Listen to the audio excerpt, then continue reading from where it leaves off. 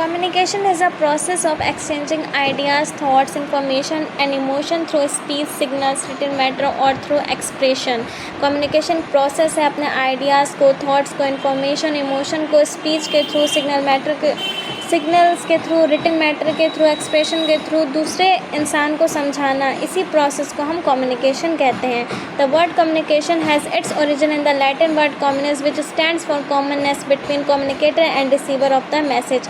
जो कम्युनिकेशन शब्द है वो लैटिन वर्ड से ओरिजिन हुआ है, जिसका मतलब है कॉमननेस, यानी कॉमननेस जो होती है कम्युनिकेटर और रिसीवर के बीच में होना चाहिए. जो भी हम शेयर कर रहे हैं वो उसको भी समझ आना चाहिए, तभी कम्युनिकेशन पूरी प्रोसेस सब चलता रहेगा. अगर सामने वाले को हमारी बात समझ ही नहीं आ रही है तो कम्युनिकेशन आगे बढ़ ही नहीं पाएगी.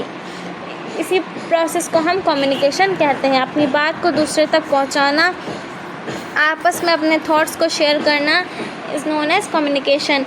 अब हम देख लेते हैं कि कुछ और लोगों की डेफिनेशन देखते हैं, जैसे कि according to Wilbur Schramm communication is a mechanism through which human relation exist and developed. यानी कि कम्युनिकेशन एक मैकेनिज्म है जिससे ह्यूमन रिलेशन एग्जिस्ट होते हैं और डेवलप करते हैं. यानी कि जब हम एक दूसरे से बातचीत करेंगे तभी हम अपने रिलेशन दूसरे के साथ अच्छे से बना पाएंगे.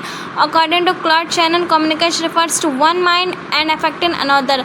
जब हम बातचीत एक जहन से निकलकर दूसरे जहन को प्रभावित करती है, यानी कि जब हम अपने बात दूसरे इंसान को समझानी होती है तो हम अपने थॉट्स दूसरे इंसान को बताते हैं और उसका क्या उस पर इफ़ेक्ट पड़ता है, इसी से भी हम कम्युनिकेशन को समझ सकते हैं. The act of transferring information from one place, person और group to another.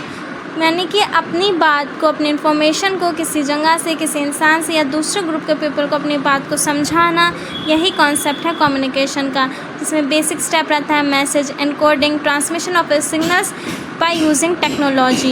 So this is the concept of communication, and now the process of communication is the process of communication refers to the transmission of information from the sender through a selected channel to the receiver. यानी कि जब sender किसी selected channel से receiver को तक अपनी बात पहुंचाता है, उस प्रोसेस को ही हम कम्युनिकेशन ऑफ प्रोसेस कहते हैं. तो the common process must be continuous होनी चाहिए और चलती रहनी चाहिए, डायनेमिक होनी चाहिए.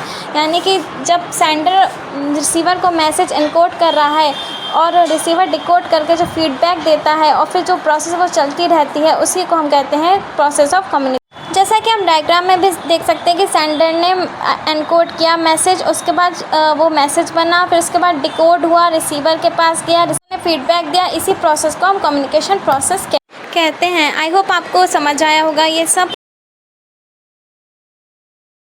सो like the video and subscribe my channel, press the bell icon. और मैं नेक्स्ट वीडियो डालूँगी process of communication, detail and scope and importance of communication. So तब के लिए गुड.